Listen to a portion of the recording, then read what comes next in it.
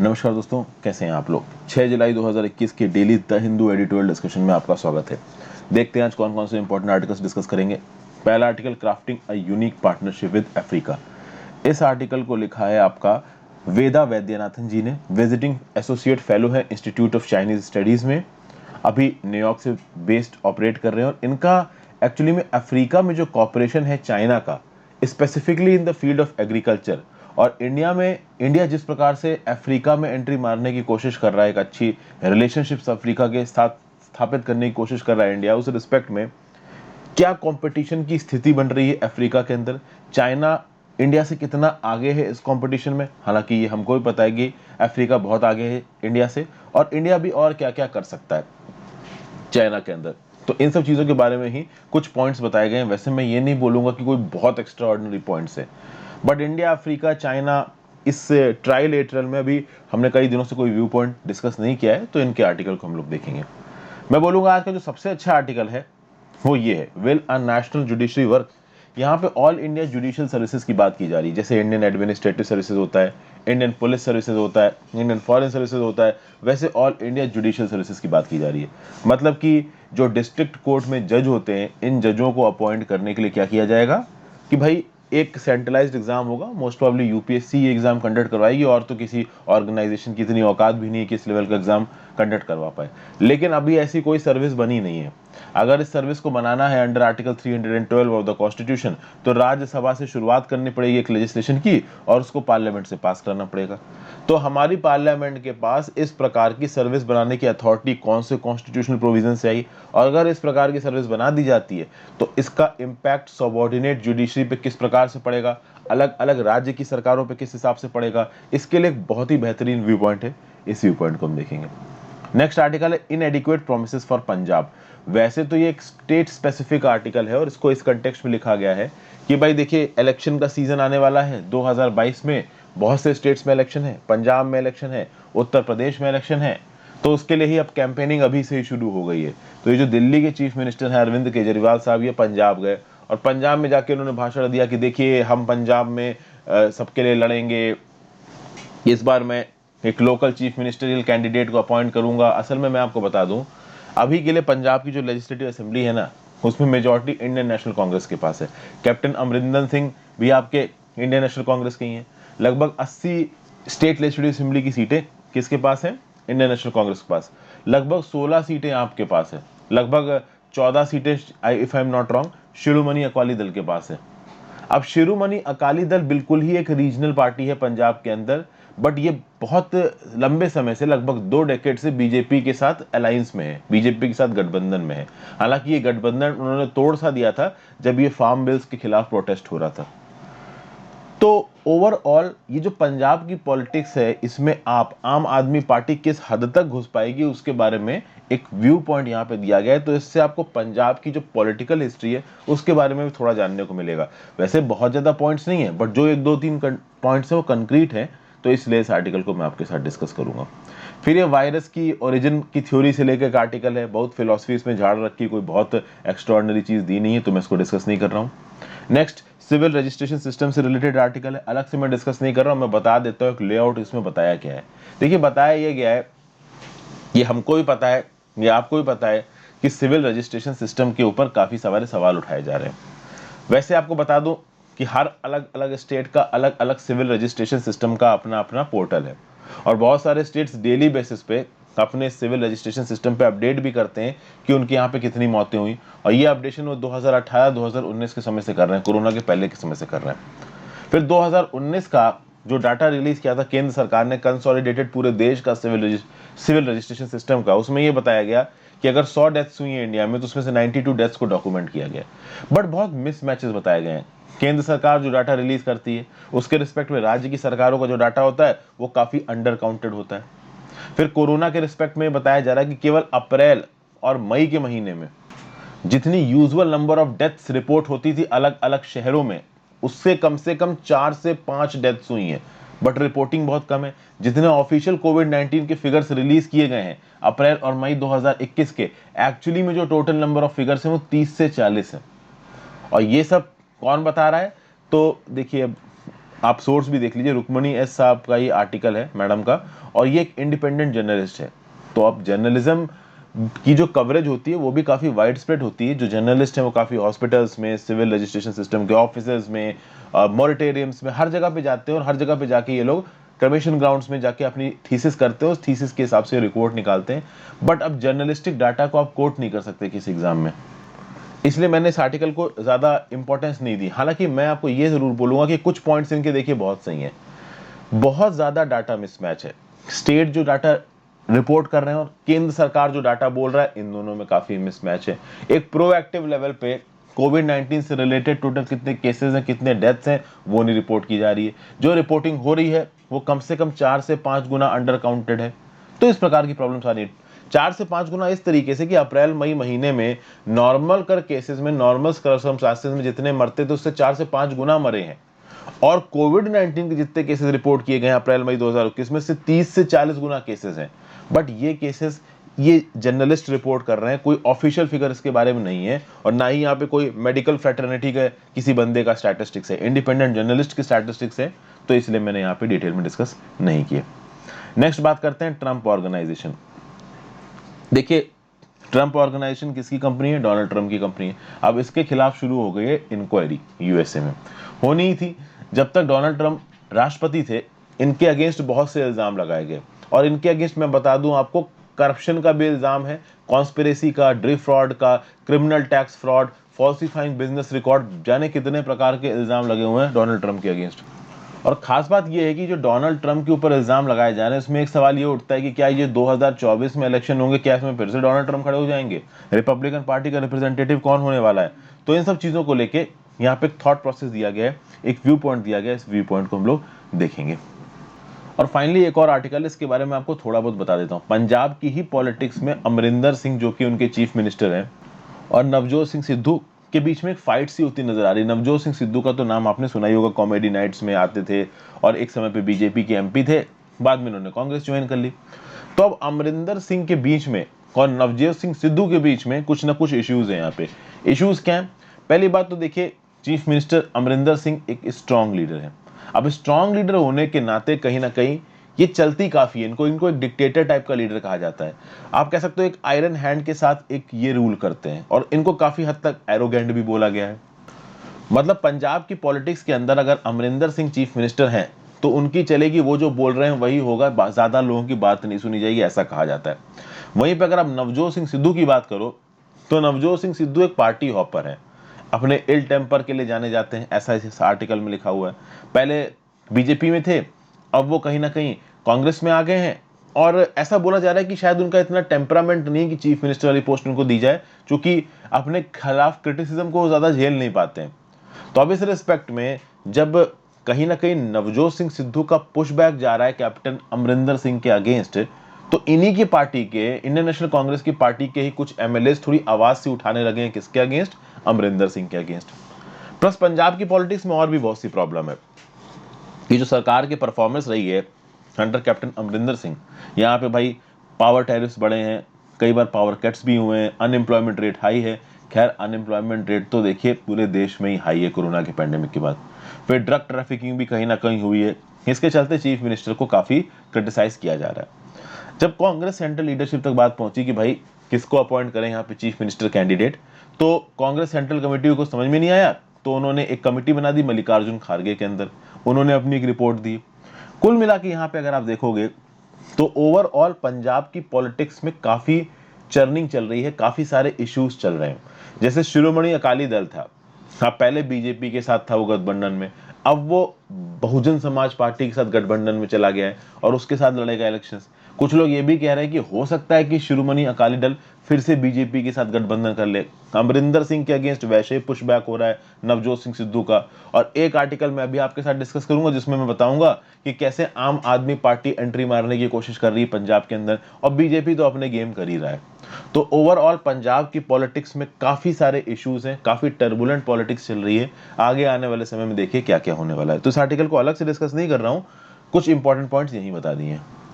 Members का स्वागत कर लेते हैं, देखते हैं हमको किसने किसने ज्वाइन किया। तो वर्तिका गौतम ने हमको ज्वाइन किया, विपुल पांडे ने हमको ज्वाइन किया, प्रिंस कौशिक ने ज्वाइन किया है, नौशाद आलम ने ज्वाइन किया है, आदिल तौकीब ने हमको ज्वाइन किया है, ध्रुव ज्योति कालीटा ने हमको ज्वाइन किया है, मिस्टर केक ने ज्वाइन किया और शिखा मलिक ने ज्वाइन किया। तो वर्तिका, विपुल, प्रिंस कौशिक, नौशाद आलम, आदिल, ध्रुव ज्योति, मिस्टर केक और Shikha, I welcome you all to my channel. Thank you so much for joining guys, आपके सपोर्ट से ही काफ़ी मदद मिल रही है, so thank you once again. चलिए अब अपने आज के इस डिस्कशन को शुरू करते हैं। सबसे पहले डिस्कस करेंगे will national judiciary work, but उससे पहले वीडियो पे लाइक का बटन अगर अब तक नहीं दबाया हो, चैनल को शेयर और सब्सक्राइब कर दीजिए अगर अब तक आपने ना किया हो। कोई अगर आपका दोस्त इस प्रकार के वीडियोस में इंटरेस्टेड हो, इस प्रकार की इन्फॉर्मेशन में इंटरेस्टेड हो, तो आप उसको इस चैनल के बारे में बता सकते हैं। ओवरऑल मेरे प्लेलिस्ट सेक्शन में जाइए, वहाँ पे अलग अलग टॉपिक्स की प्लेलिस्ट बनी हुई है।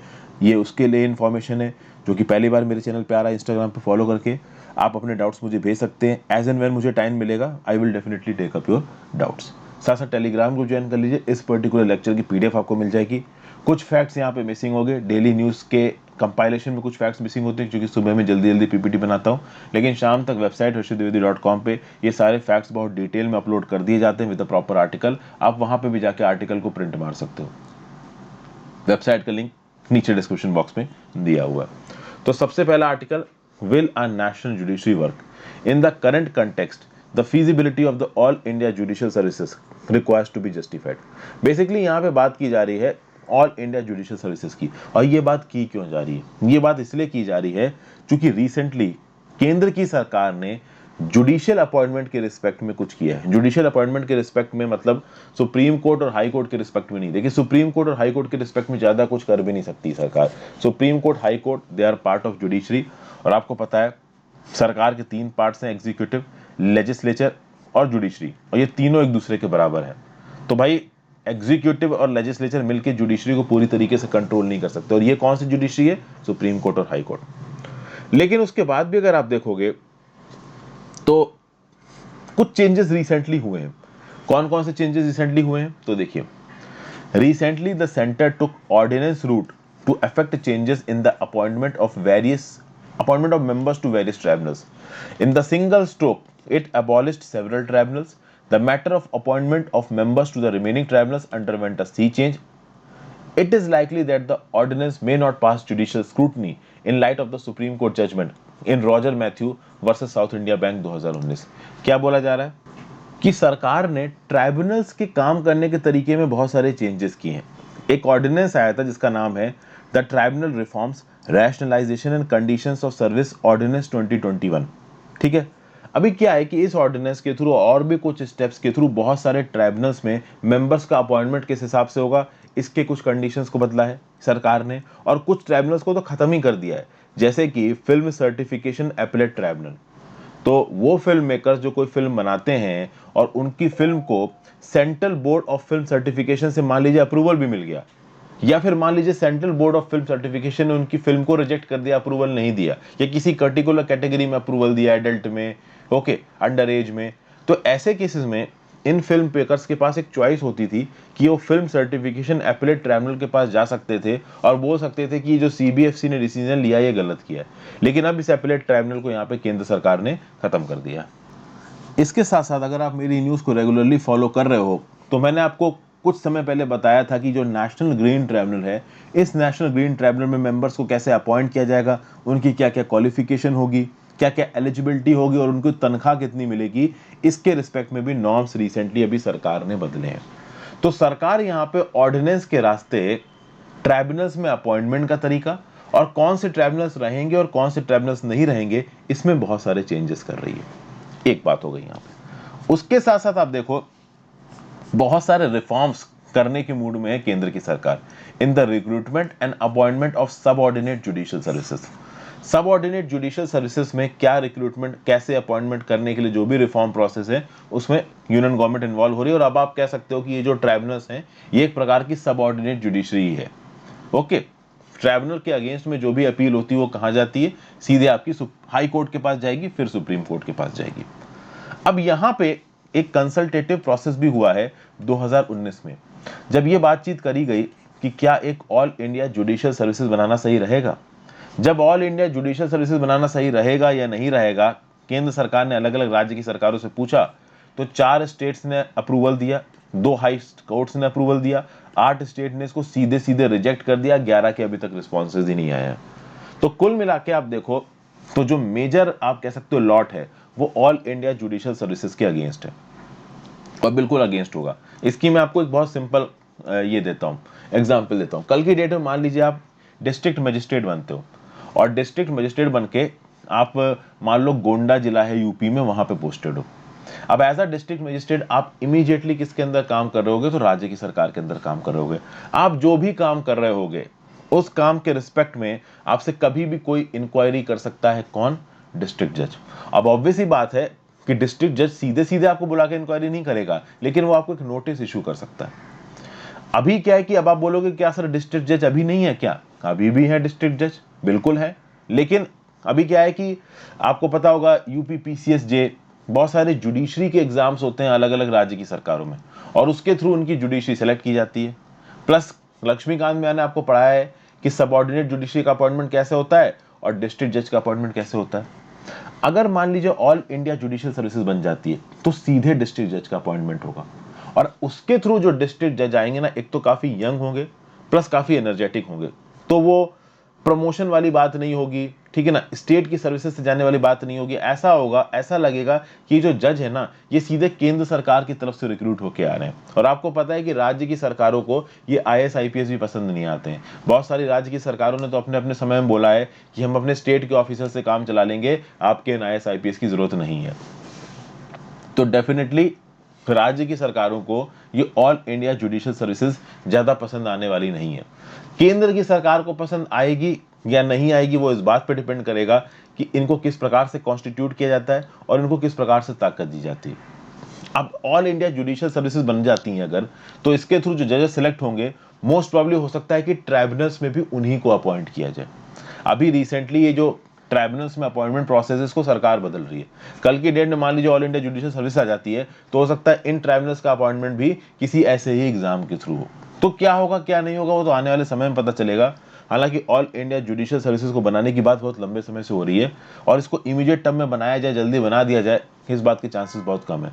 क्योंकि ऑल इंडिया जुडिशियल सर्विसेज बनने से राज्य की सरकारों की ताकत भी थोड़ी कम होगी और केंद्र की सरकार की ताकत भी थोड़ी कम होगी। अपॉइंटमेंट में डेफिनेटली केंद्र की सरकार की ताकत बढ़ेगी, लेकिन ऑल इंडिया जुडिशियल सर्विसेज बनेगी तो उसका खुद का अपना एक सर्विस कोड बनेगा, और वो सर्विस कोड हमेशा इन ऑफिसर्स को थोड़ी बहुत ज्यादा इंडिपेंडेंस और ऑटोनॉमी देगा, और ज्यादा इंडिपेंडेंस ऑटोनॉमी किसी भी पॉलिटिकल एग्जीक्यूटिव को पसंद नहीं आती है। बहरहाल ये तो एक अलग बात हो गई। कॉन्स्टिट्यूशनल प्रोविजंस पे आते हैं। Article 233 clause 1 of the constitution क्या बोलता है। अच्छा, एक और चीज यहां पे आपको बता रहा हूं, ये बताया क्या जा रहा है, बताया ये जा रहा है कि रिसेंटली केंद्र सरकार ने ट्राइब्यूनल्स कुछ हटाए हैं, और ट्राइब्यूनल्स में जो मेंबर्स हैं, जो भी उनके जुडिशरी है, उसको अपॉइंट करना का तरीका बदला है केंद्र की सरकार ने, और ऑर्डिनेंस के थ्रू बदला है। बाद में इस ऑर्डिनेंस को पार्लियामेंट के थ्रू पास कराना पड़ेगा। लेकिन ये जो चेंजेस है ना, they will not stand judicial scrutiny in the light of Supreme Court judgement in Rojer Mathew versus South Indian Bank 2019। तो ये जो रॉजर मैथ्यू वाला जजमेंट है 2019 का सुप्रीम कोर्ट का, उस जजमेंट के हिसाब से ये जो ट्राइब्यूनल में चेंजेस हुए हैं अभी, जो भी किए हैं ऑर्डिनेंस के थ्रू सरकार से, ये चल नहीं पाएंगे। क्यों नहीं चल पाएंगे, तो अब थोड़ा कॉन्स्टिट्यूशनल आर्टिकल्स को डेसिफर करते हैं। पहला है आर्टिकल 233 क्लॉज 1। वो क्या बोलता है, appointments of persons to be and posting and promotion of district judges in any state shall be made by governor of the state in consultation with the high court exercising jurisdiction in such state। पहली बात कि जब भी आप किसी state के अंदर district जज का अपॉइंटमेंट करते हो, तो डिस्ट्रिक्ट जज का अपॉइंटमेंट करते वक्त according to article 233 clause 1 appointment कौन करेगा, उस स्टेट का गवर्नर करेगा, उस स्टेट की हाई कोर्ट से बात करने के बाद। समझ गए।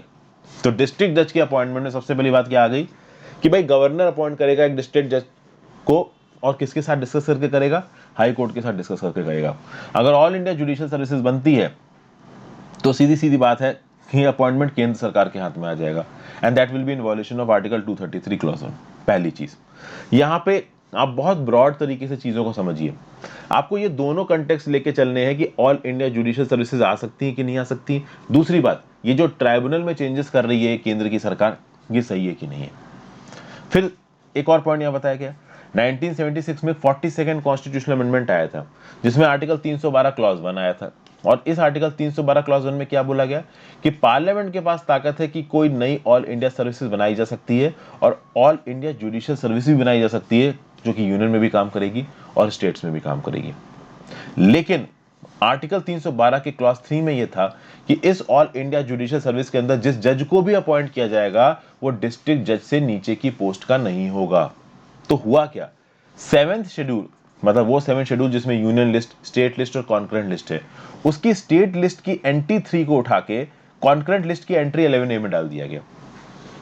फिर से समझिए, जो आपका 7वां शेड्यूल हमारे संविधान का, जिसमें union list, state list, concurrent list, किसके अंदर क्या क्या आता है, तो राज्य की सरकार की जो एंट्री 3 के सब्जेक्ट्स थे उनको उठा के कॉन्करेंट लिस्ट की एंट्री 11A में डाल दिया गया। मतलब कुल मिला के आप ये देखोगे कि जो आर्टिकल 312 में 42nd अमेंडमेंट 1976 ने चेंजेस किए, जिसके थ्रू बोला गया कि ऑल इंडिया सर्विसेज में ऑल इंडिया जुडिशियल सर्विसेज बनाई जा सकती हैं, तो वो डोमेन जज की अपॉइंटमेंट का, जो कि पहले राज्य की सरकार के हाथ में था, वो अब राज्य की सरकार और केंद्र की सरकार दोनों के हाथ में चला गया है। तो इसके चलते अब पार्लियामेंट के पास ये ताकत आ चुकी है कि they can enact laws with respect to administration of justice, constitution and organisation of all courts except the Supreme Court and High Court. तो सुप्रीम कोर्ट और हाई कोर्ट को छोड़ के जितने भी प्रकार के दूसरे कोर्ट्स हैं, वहां पे उन कोर्टों को बनाना, उनको ऑर्गेनाइज करना और जस्टिस को एडमिनिस्टर करना, ये पार्लियामेंट कर सकता है।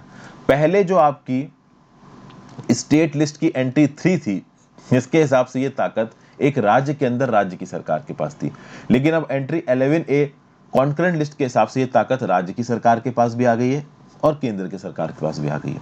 लेकिन फिर भी एक इशू है, अगर आप आर्टिकल 312 को आर्टिकल 233 से कंपेयर करोगे तो भाई डेफिनेटली यहाँ पे एक कॉन्ट्रडिक्शन है। जैसा कि मैंने बताया, आर्टिकल 233 क्लॉज ए क्या बोल रहा है कि डिस्ट्रिक्ट जज को अपॉइंट करेगा गवर्नर, हाई कोर्ट से बात करने के बाद उस स्टेट की, और 312 में ये ताकत अब पार्लियामेंट के पास जा रही है। तो यहाँ पे तो क्लैश आ गया ना। अब जब ये क्लैश आ गया और यहाँ पे पार्लियामेंट को ज्यादा इंपॉर्टेंस दी जाएगी, तो that will go against the principle of federalism and basic structure doctrine.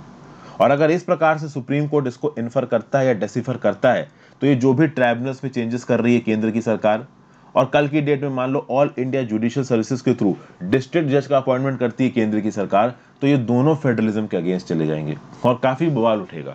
तो अगर union government all India judicial services बनाती है ना, स्टेट्स की तरफ से मेजर पुश बैक जाएगा, और लॉन्ग टर्म में ये ऑल इंडिया जुडिशियल सर्विसेज केंद्र सरकार की भी सगी नहीं रहेंगी। वो तो अपना इंडिपेंडेंट तरीके से काम करेंगी ना, और करना भी चाहिए।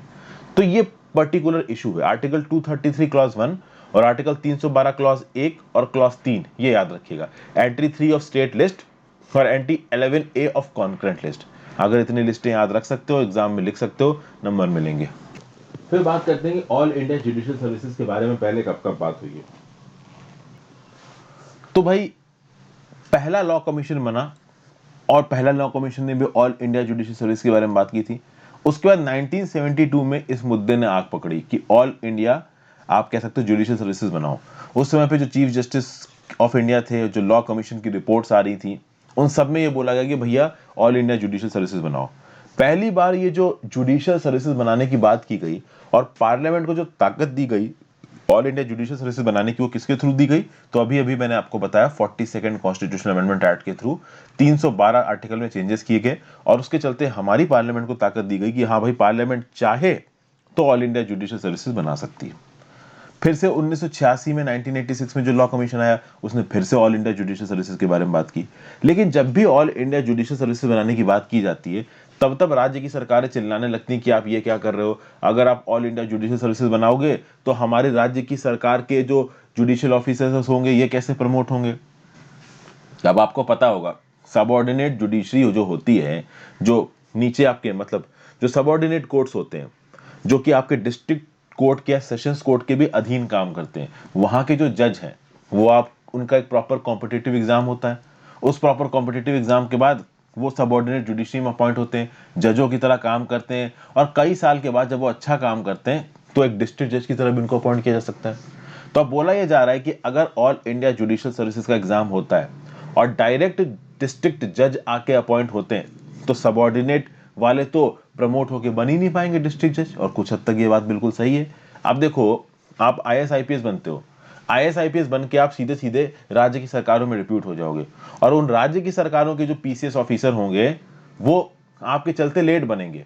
अभी उत्तर प्रदेश में अगर आप SDM बनते हो तो 15 साल तो कम से कम आपको IAS बनने में लगेगा, और अगर आप IAS क्वालिफाई करते हो, UPSC क्वालिफाई करते हो, सीधे उत्तर प्रदेश कैडर में आप IAS लग सकते हो। तो अगर मान लीजिए कि ये IAS IPS ना होता तो सारी इंपॉर्टेंट पोस्टें तो उस राज्य की सरकार के SDM वाले लेके जाते, और यही चीजें जुडिशरी में हो रही। अब तक क्या हो रहा है कि वही वहां की सबऑर्डिनेट जुडिशरी ही डिस्ट्रिक्ट जज बन रही थी, लेकिन अगर ऑल इंडिया जुडिशियल सर्विसेज बन जाती है तो सीधे डिस्ट्रिक्ट जज सेंटर से आने लगेंगे, तो वहां की सबऑर्डिनेट मतलब राज्य की सबऑर्डिनेट जुडिशरी का जो प्रमोशन है वो धीमा हो जाएगा, बिल्कुल धीमा होगा ही धीमा। ठीक है, ये बात एकदम सही है, इसीलिए राज्य की सरकारें चिल्लाने लगती हैं जैसे ही बात होती है ऑल इंडिया जुडिशियल सर्विसेज की। फिर कुल मिला के एक लैंग्वेज बैरियर वाली भी बात है, अलग अलग राज्य की सरकारों में अलग अलग भाषा बोली जाती है। तो तमिलनाडु में और केरला में, तमिलनाडु में तमिल, केरला में मलयालम। अभी ऐसे केसेस में ऑल इंडिया जुडिशियल सर्विसेज वाले को वो भाषा आती है कि नहीं आती, ये भी एक अपना इशू है। देखिए ये कोई बड़ा इशू नहीं है, ये एक प्रायर एलिजिबिलिटी रखी जा सकती है ऑटोमेटिकली। अगर किसी को तमिलनाडु में पोस्टिंग चाहिए तो उसको तमिल आनी चाहिए, और अगर नहीं आती है तो उसको 3-4 महीने, कम से कम 6 महीने का एक ओरिएंटेशन प्रोग्राम के थ्रू सिखाई जा सकती है। तो भाषा कहने के लिए एक बैरियर है, प्रॉपर ट्रेनिंग के बाद वो भाषा दी जा सकती है, सिखाई जा सकती है लोगों को। एक तमिल का पर्सन अगर यूपी में पोस्ट होकर काम करता है उसको हिंदी सिखाई जा सकती है, 6 महीने की बात है। और अगर उत्तर प्रदेश का पर्सन तमिल या केरला में जाके काम करता है तो उसको वहां की भाषा सिखाई जा सकती है, तमिल या मलयालम सिखाई जा सकती है आराम से। इतनी कैपेबिलिटी है हमारी सरकारों के पास। ये सब बस बहानेबाजी की चीजें हैं, मतलब ये रिफॉर्म्स को इंस्टॉल करने के लिए। फिर अब मैं इस मुद्दे को ज्यादा नहीं खींचूंगा, मैं काफी इसके बारे में बात कर चुका हूँ। फिर यह पता है 1960 में चीफ जस्टिस कॉन्फ्रेंस हुई थी, वहां पे भी ऑल इंडिया जुडिशियल सर्विस की बात हुई थी। 1992 में ऑल इंडिया जजेस केस के समय पे भी ऑल इंडिया जुडिशियल सर्विस की बात की गई है। मतलब बहुत लंबे समय से ये ऑल इंडिया जुडिशियल सर्विस के बारे में बातचीत चल रही है। ऑल इंडिया जुडिशियल सर्विसेज के आने से क्या क्या होगा इसके मैंने आपको कुछ फैसेट्स बता दिए। स्टेट की जुडिशियल सर्विसेज पे क्या फर्क पड़ेगा ये भी मैंने आपको बता दिया। स्टेट की ताकतें थोड़ी बहुत कर्टेल होंगी, कैसे होंगी ये भी मैंने आपको बता दिया। जुडिशियल अपॉइंटमेंट की ताकत ऑलरेडी सरकार 312 आर्टिकल में 42वें संशोधन करके अपने पास ले चुकी है, और उसी के चलते ट्राइब्यूनल वगैरह के नियम कानून केंद्र की सरकार बदल रही है। तो उसके साथ साथ अगर राज्य की सरकारों के डिस्ट्रिक्ट जज भी अगर केंद्र की सरकार अपॉइंट करने लगी तो डेफिनेटली राज्य की सरकारों को गुस्सा आएगा, और यही यहाँ पे हो रहा है। ओके, तो ये था आर्टिकल, अब खत्म कर देता हूँ, काफी लंबा खिंच गया ये आर्टिकल। नेक्स्ट चलते हैं किसके ऊपर, तो भाई inadequate promises for Punjab. Kejriwal must have overestimated the ability of those to see the आप through in the 2022 elections. Basic मैंने आपको बता दिया है, अभी के लिए आपके पास 16 MPs हैं पंजाब में। तो दिल्ली के चीफ मिनिस्टर को लग रहा है कि हम और भी MPs और सीटें जीत सकते हैं पंजाब के अंदर। 29 जून को अपने केजरीवाल साहब गए पंजाब में, और पंजाब में जाकर उन्होंने बोला कि 2022 के असेंबली इलेक्शंस में हम लड़ेंगे, और अगर हम जीत जाते हैं तो पंजाब के लोगों को कैसे पपलू देने की बात कर रहे हैं, हम सबको 300 यूनिट फ्री इलेक्ट्रिसिटी देंगे। दिल्ली में भी कहीं ना कहीं उन्होंने कुछ बेसिक इलेक्ट्रिसिटी को फ्री कर रखा, और वही पंजाब में करने की बात कर रहे हैं। फिर उन्होंने बोला है कि कोई सिख पर्टिकुलर पर्सन ही आपका चीफ मिनिस्टरियल फेस होगा पार्टी का, किसी लोकल पंजाबी फेस को हम जगह देंगे। और ये बोल रहे हैं कि चूंकि हमने 2017 में किसी लोकल पंजाबी फेस को इंपॉर्टेंस नहीं दिया इसलिए हम ज्यादा नहीं जीत पाए, केवल 16 सीटें जीते, लेकिन इस बार हम जीत सकते हैं क्योंकि हम एक लोकल पंजाबी फेस को यहाँ पे चांस देने वाले हैं, ऐसा मिस्टर केजरीवाल का बोलना है। अब देखिए डेफिनेटली केजरीवाल साहब की आपकी सरकार ने दिल्ली में हेल्थ और एजुकेशन में कुछ अच्छा काम किया है। अभी हेल्थ का काम जो भी उन्होंने थोड़ा बहुत अच्छा किया था वो कोरोना के चलते दब गया। कोरोना में हेल्थ क्राइसिस इतनी तगड़ी आ गई कि जो भी हेल्थ में थोड़ा बहुत अच्छा किया था कोरोना से पहले वो पूरा दब गया। But definitely health and education में कुछ बेटर इंडिकेटर्स रहे हैं आप गवर्नमेंट के, तो पंजाब में कुछ लोग इस बात को जानते हैं। बट पंजाब और दिल्ली के लैंडस्केप में काफी फर्क है, इन फर्क को यहाँ पे आइडेंटिफाई करना बहुत ज्यादा जरूरी है। इकोनॉमिक लैंडस्केप में फर्क है, दिल्ली आप कह सकते हो एक बहुत हैविली इंडस्ट्रियल बेल्ट है, और पंजाब एक एग्रीकल्चरल बेल्ट है। उसके बाद अगर आप देखोगे पंजाब के लोग ये चाहते हैं कि कोई एक ऐसा चीफ मिनिस्टर या कोई एक ऐसी पार्टी ताकत में आए जो उस स्टेट के लॉन्ग टर्म आप कह सकते हो इंटरेस्ट को देखे। अब इसके लिए एक रीजनल पार्टी जो कि सबसे बड़ी है आपकी पंजाब की वो है शिरोमणि अकाली दल। लेकिन पिछले 2 डेकेड से शिरोमणि अकाली दल और भारतीय जनता पार्टी का गठबंधन चल रहा है, और उसके चलते शिरोमणि अकाली दल के लीडर्स के ऊपर अक्सर कर इल्जाम लगाया जाता है कि ये शिरोमणि अकाली दल वाले केंद्र की सरकार की बात सुन के राज्य की सरकारों के लोगों के लिए बहुत ज्यादा नहीं बोलते हैं। मतलब रीजनल एस्पिरेशंस कहीं ना कहीं कम हो गई है शिरोमणि अकाली दल की बीजेपी के गठबंधन में आने के बाद।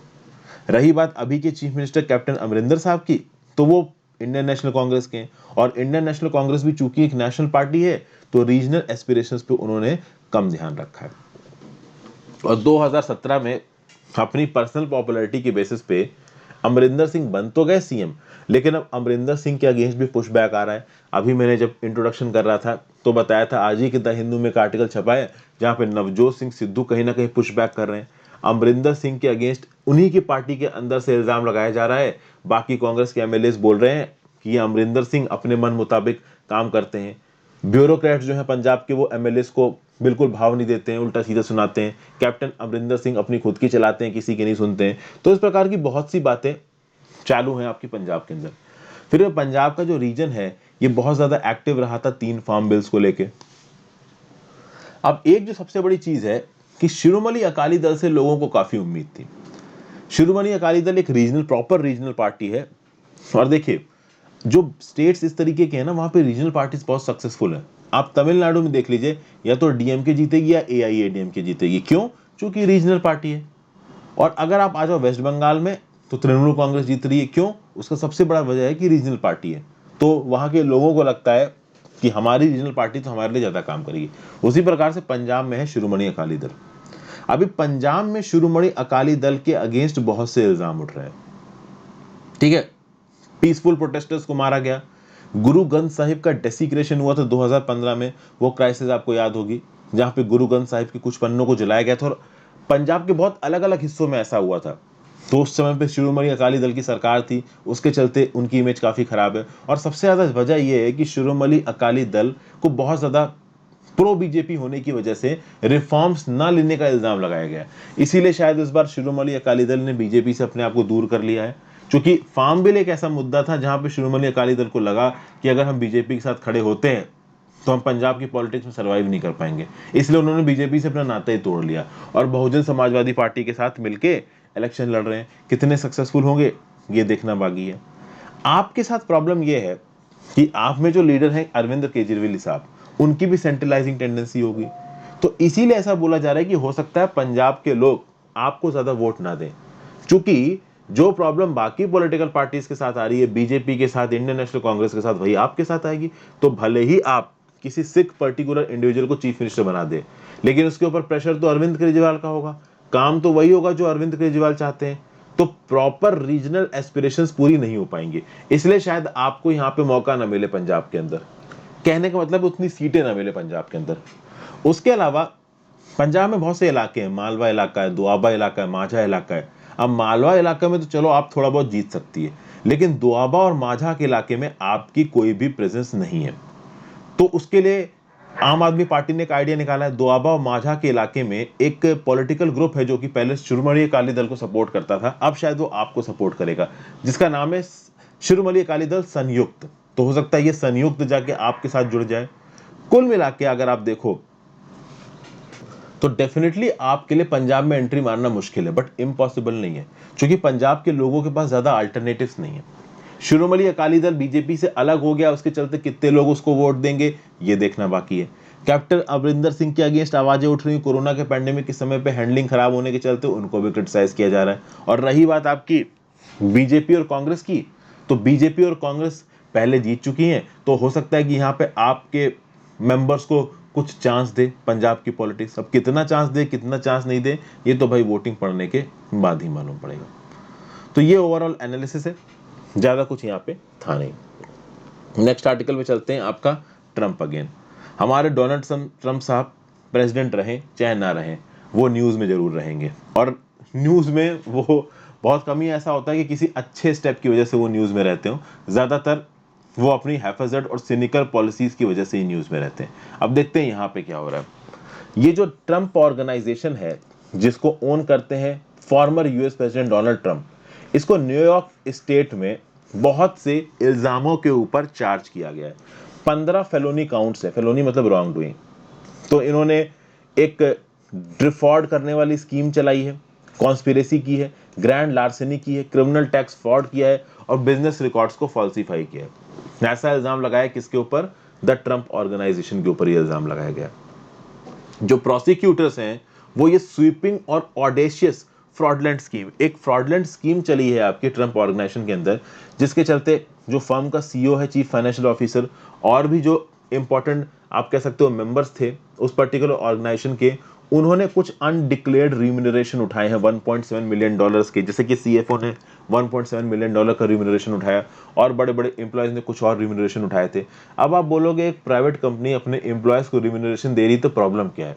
देखिए, होता यह है ना कि एक पब्लिक लिमिटेड कंपनी जिसके स्टॉक्स किसी स्टॉक मार्केट पे लिस्टेड हैं, उसमें बहुत सारे शेयर होल्डर्स होते हैं, बहुत सारे इन्वेस्टर्स होते हैं। जो भी प्रॉफिट होता है उस पर्टिकुलर कंपनी का, वो प्रॉपर तरीके से बंटना चाहिए सारे शेयर होल्डर्स और आप कह सकते हो जिन्होंने भी आपके कंपनी में इन्वेस्ट किया। अभी ऐसे केसेस में इस प्रकार से अगर रिम्यूनरेशन दिया जाने लगेगा तो जो रियल इन्वेस्टर्स है उनके पास डिविडेंड कम जाएगा। कभी कभी बहुत सी कंपनियों पे ऐसा इल्जाम लगाया जाता है कि जो उनके एग्जीक्यूटिव बॉसेस हैं वो गलत तरीके से पीछे से रिम्यूनरेशन क्लेम करते हैं और अपने शेयर होल्डर्स और इन्वेस्टर्स के डिविडेंड को कम करते हैं। अब ये जो भी लीगल प्रोसीडिंग शुरू की गई है, और लीगल प्रोसीडिंग एक काउंट पे नहीं, बहुत से काउंट पे, बिजनेस रिकॉर्ड को फॉल्सिफाई करना, गलत रिम्यूनरेशन लेना, टैक्स फ्रॉड करना, करप्शन करना, जाने कितने यहाँ पे चार्जेस लगा दिए गए हैं ट्रंप ऑर्गेनाइजेशन के अगेंस्ट। और क्या यहाँ पे डोनाल्ड ट्रंप का नाम लिया गया? देखिए, नाम लिया गया, बट अभी के लिए ऑफिशियली डोनाल्ड ट्रंप के ऊपर कोई इल्जाम नहीं लगाया गया। अभी डोनाल्ड ट्रंप के ऊपर इल्जाम लगाया जाएगा या नहीं लगाया जाएगा, ये तो आगे आने वाले समय में पता चलेगा।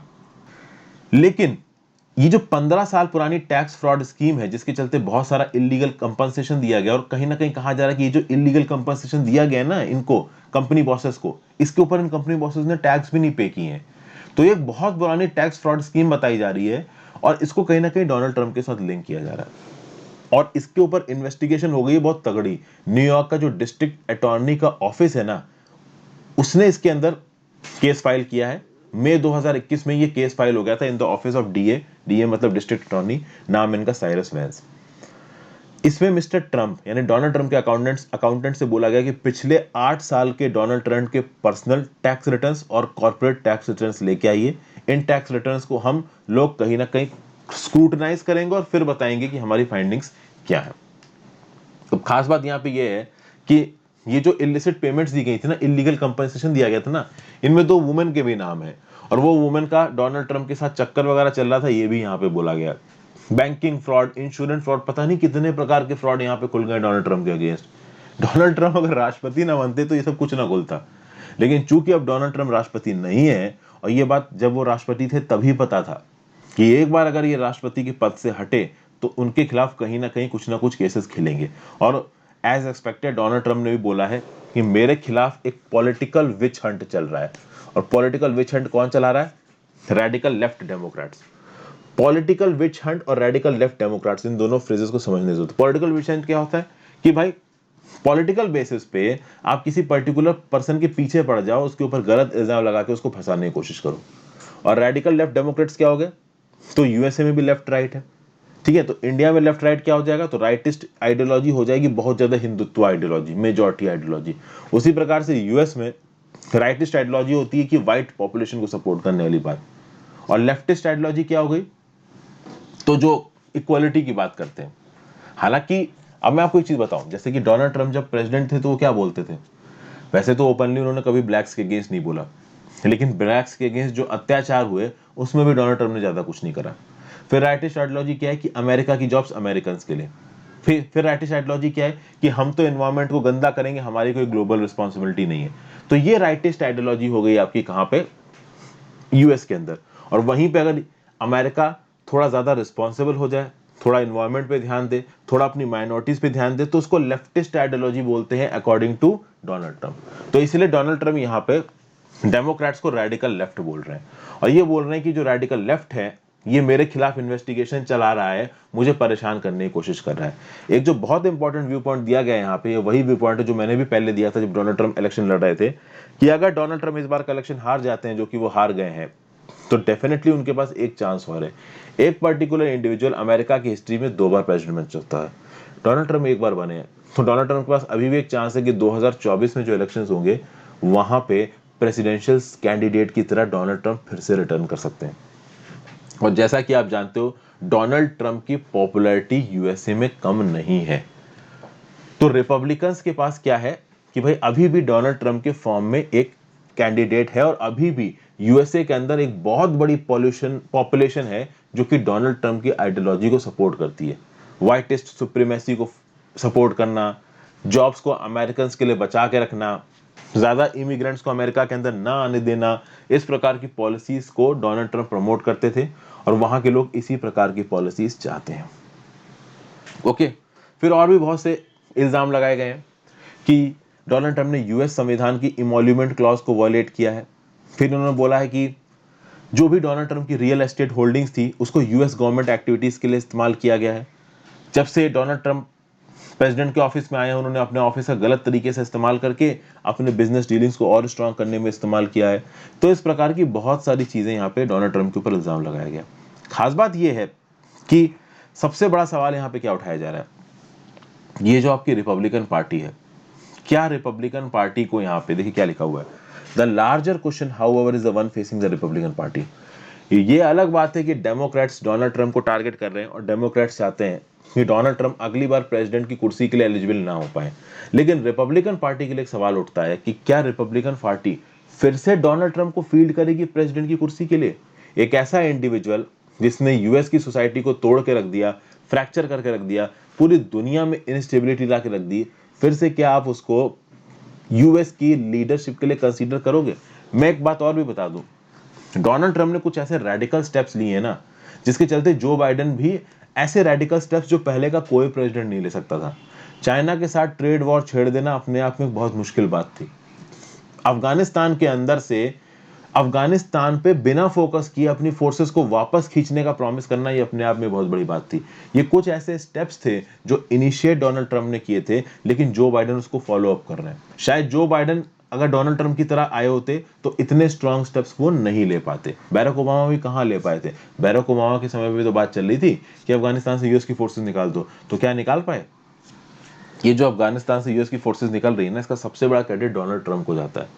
हालांकि वो यूएस के लिए अच्छा है बट अफगानिस्तान और उसके आसपास की कंट्रीज इंक्लूडिंग इंडिया उसके लिए उतना अच्छा नहीं है। और कैसे अच्छा नहीं है ये आगे आने वाले समय में हमको पता चल ही जाएगा। बहरहाल यहाँ पे एक मॉरल सवाल किया जा रहा है at the end of this article from Republican party कि क्या रिपब्लिकन पार्टी के पास कोई और कैंडिडेट है ही नहीं डोनाल्ड ट्रम्प के अलावा?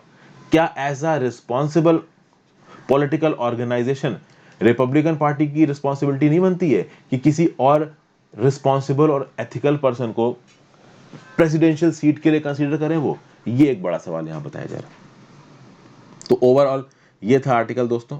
नेक्स्ट आर्टिकल पे चलते हैं, अपने आखिरी आर्टिकल पे, creating a unique partnership with Africa. मैं वैसे तो इसमें देखिए कुछ भी बहुत ज्यादा एक्स्ट्राऑर्डिनरी है नहीं, एक कहानी सी लिख रखी है। और कहानी क्या है? सबसे पहले तो यहाँ पे चाइना की तारीफ की गई कि कैसे चाइना अंदर घुस रहा है। सबसे अगर खास बात करूं तो इंडिया का इन्वॉल्वमेंट कैसे है आपका अफ्रीका के अंदर। तो रिसेंटली हमारे जयशंकर साहब ने ट्वीट किया था, a historical solidarity today a modern partnership. मतलब हमारे जिन जिन भी कंट्रीज के साथ पुराने हिस्ट्री में रिश्ते हैं वो मॉडर्न पार्टनरशिप से कम नहीं है। तो कुल मिला के अफ्रीका को यहाँ पे सिग्नल करने की कोशिश कर रहे हैं। इंडिया का जो इन्वॉल्वमेंट है अफ्रीका में वो बहुत मल्टी फैसेटेड है। इंडिया ने बहुत सारी लाइंस ऑफ क्रेडिट मतलब उधार दे रखा है अफ्रीका को, बहुत सारे कैपेसिटी बिल्डिंग इनिशिएटिव्स हैं, एफडीआई बहुत सारी इंडिया से जाती है अफ्रीका के अंदर, और हम अफ्रीका से चीज़ें एक्सपोर्ट भी करते हैं। तो अफ्रीका से बहुत से fruits, nuts, grains, pulses India में इंपोर्ट किए जाते हैं। खास बात यहाँ पे यह है कि एग्रीकल्चर के फील्ड में, ठीक है, एग्रीकल्चर की फील्ड में इंडिया अफ्रीका की जो पोटेंशियल रिश्ते हैं वो बड़े स्ट्रांग हो सकते हैं। क्यों?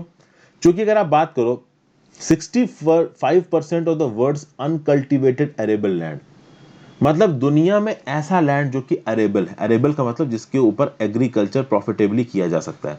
तो दुनिया में ऐसा लैंड जो अरेबल है लेकिन अनकल्टिवेटेड है, तो मतलब उस पर्टिकुलर लैंड के ऊपर आप कल्टीवेशन कर सकते हो, उगा सकते हो क्रॉप्स, लेकिन आप उगा नहीं रहे हो।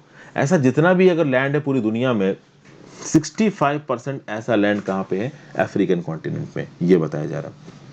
फिर अफ्रीका की 60% आबादी एग्रीकल्चर में इन्वॉल्व है। फिर सब सहारन अफ्रीका की जीडीपी का 20% एग्रीकल्चर है। तो एग्रीकल्चर अफ्रीका की इकोनॉमी के लिए बहुत इंपॉर्टेंट है और एग्रीकल्चर के फील्ड में इंडिया को अफ्रीका के साथ काफी पार्टनरशिप एक मेजर स्केल पे करनी चाहिए, ऐसा यहाँ पे ऑथर बोल रही हैं। फिर आगे आने वाले समय में एक African continental free trade area agreement भी है, जो कि उनकी अलग अलग कंट्रीज के बीच में कॉस्ट कॉम्पिटिटिवनेस को बढ़ाता है, टैरिफ हटा के।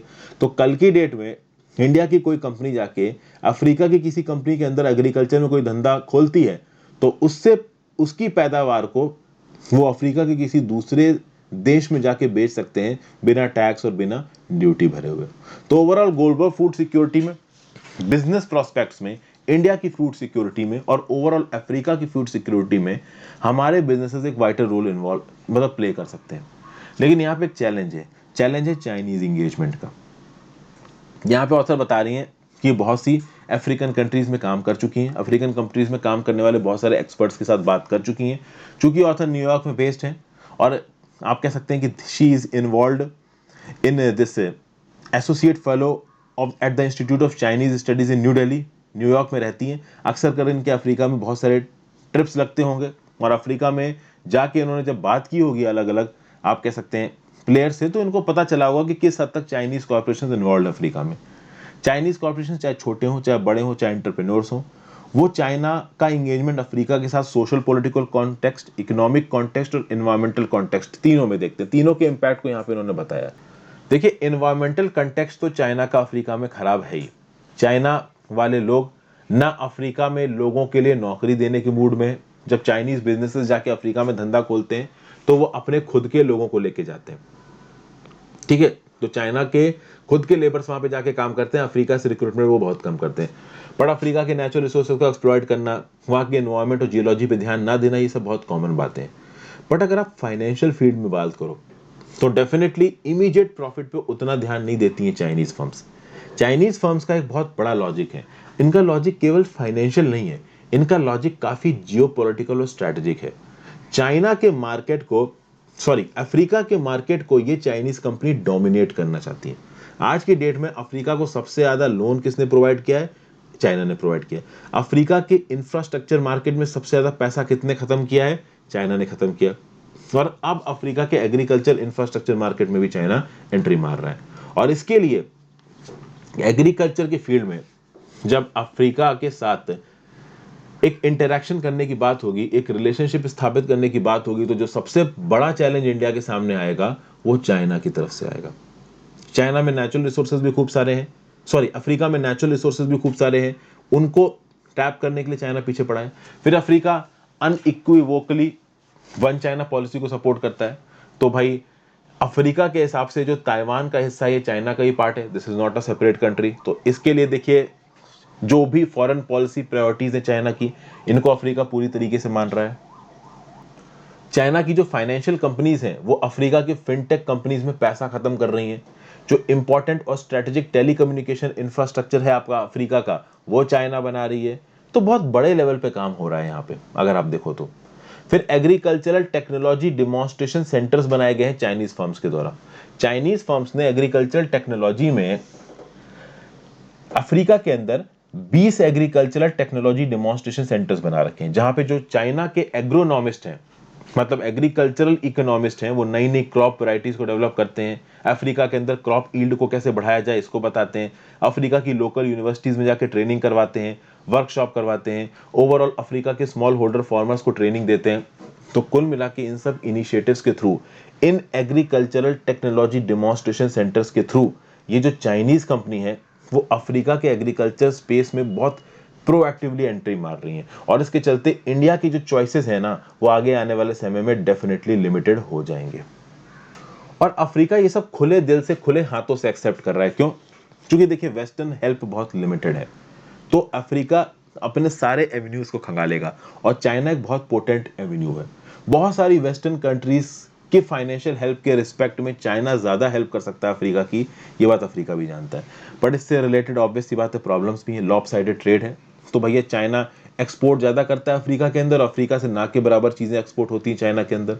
बहुत बड़ा डेप्ट है, तो डेप्ट ट्रैप में चाइना भी अफ्रीका भी फंस रहा है।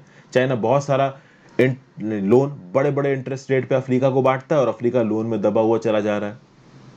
लोकल बिजनेसेस ठप हो रहे हैं अफ्रीका के, चाइना के बिजनेसेस आके अफ्रीका के मार्केट को डोमिनेट कर रहे हैं, तो जो अफ्रीका के लोकल बिजनेसेस हैं वो आगे नहीं बढ़ पा रहे हैं। तो इस प्रकार की बहुत सारी प्रॉब्लम्स भी यहाँ पे आ रही हैं। तो ओवरऑल इंडिया क्या कर सकता है? देखिए, इंडिया और अफ्रीका का भी एग्रीकल्चर कॉपरेशन बढ़ रहा है, बहुत सारे इंडिविजुअल कैपेसिटी बिल्डिंग इनिशिएटिव्स चालू किए हैं हमने, जैसे कि हमने India Africa institute of agriculture and rural development बनाया है मलावी में।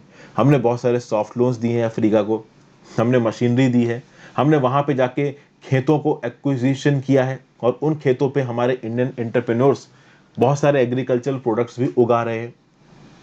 अगर आप देखो तो हमारे भारतीय फार्मर्स ने, या कह लीजिए एंटरप्रेन्योर्स ने, 6 lakh hectares commercial farming land को लीज किया है और उसके ऊपर हम लोग एग्रीकल्चर कर रहे हैं वहां पे। केरला की सरकार रॉ कैश्यू नट्स को अफ्रीका से इंपोर्ट करती है, लगभग 8 लाख टन ईयर का आप कह सकते हो जो रॉ कैश्यू नट्स है उसको केरला के अंदर इंपोर्ट करने की बात की जा रही है। केरला के अंदर केवल 0.83 लाख टन का आप कह सकते हैं प्रोड्यूस है कैश्यू नट्स का। Overall Indian industries African agri business value chain में एंट्री मार रही है। इंडिया की टेक्नोलॉजी फर्म्स अफ्रीका की टेक्नोलॉजी फर्म्स के साथ पार्टनरशिप कर रही हैं, खासकर अफ्रीका की स्टार्टअप के साथ पार्टनरशिप कर रही हैं। तो नो डाउट हम लोग अफ्रीका के अंदर एंट्री मार रहे हैं, but it is nowhere near to China. अगर आप स्टैटिस्टिक्स में चाइना से कंपेयर करोगे, हालांकि यहाँ पे ऑथर ने कोई स्टैटिस्टिक दी नहीं है, उन्होंने बस ब्रॉड तरीके से बता दिया कि हाँ ये अफ्रीका कर रहा है और ये इंडिया कर रहा है, और वो दोनों ही पॉइंट्स मैंने आपको यहाँ बता दिए। आई होप आपको आर्टिकल यूजफुल लगाओ। Thank you for watching friends. अपने व्यू पॉइंट नीचे कमेंट बॉक्स में जरूर दीजिएगा, ज्यादा से ज्यादा लोगों के साथ इस वीडियो को शेयर करिएगा। Have a great day friends, good bye.